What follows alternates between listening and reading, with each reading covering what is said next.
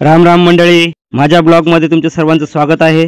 आता दुपारचे 3 वाजलेत आणि ऊन आबा बाबा बाबा काय पाहायचंच काम नाही, एवढं बेकार ऊन। पण ना इथं झाड सावल्यामुळे ना लय फरक पडतो बरं का भावानो। पण इथं खूप झाड असल्यामुळे ऊन अजिबात लागत नाही बरं का। या भाऊनी गरम गरम जिलेबी काढली, कोणाला खायची असतं खा बरं का। समोर आहे ना आईस्क्रीमचा गाडा लागलाय, तुला वाटलं तर आईस्क्रीम खा। हा भाऊ मला म्हणतो आमचा व्हिडिओ कशाला घेऊन राहिला रे, थांब मला जाऊ दे बाजूला। तुम्हाला जे समोर दिसतंय ना ते महादेवाचं मंदिर आहे, चला तर आपण जाऊया महादेवाच्या दर्शनाला। हे दादा मला म्हटले तुमचा फोन द्या ना, मला एक कॉल करायचा आहे। त्यांना म्हणलो तुम्ही दुसरा कोणाचा तरी फोन घ्या, मी व्हिडिओ बनवून राहिलोय। या बारकाल्या पोरांनी पार पिपाणी वाजवून डोकं उठवलंय, ऐका तुम्ही। हे लाल शर्टवाले भाऊ दिसतंय ना, त्यांची मुलगी यात्रेत हरवली। किस्सा काय झाला मी तुम्हाला सांगतो, ऐका। मी आहे ना यात्रेमध्ये व्हिडिओ काढायच्या नादामध्ये होतो। यात्रेमध्ये ना एक 3 वर्षाची मुलगी रडत होती। एका मावशीचे लक्ष तिच्याकडे गेले।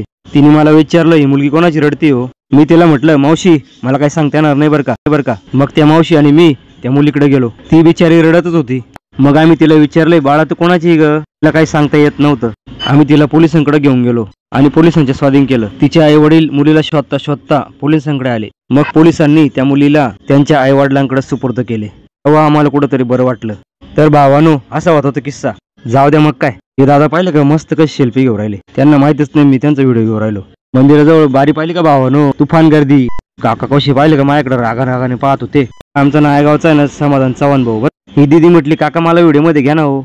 बारीला जेवढे लोक उभे होते ना ते सगळे माझ्याकडे टकामका पाहत होते। आता तुम्ही म्हणाल नुसतं व्हिडिओज काढू राहिलाय, तू दर्शन कधी घेतो? तुमचा भाऊ काही कमी नाही, मी दर्शन सकाळी 8लाच घेतलं। हे आहे राज कॅफे यांचं साबुदाणा वडा स्टॉल। माझ्या दोस्तांनो तुम्हाला व्हिडिओ कसा वाटला कमेंट बॉक्स मध्ये नक्की सांगा। श्री स्वामी समर्थ।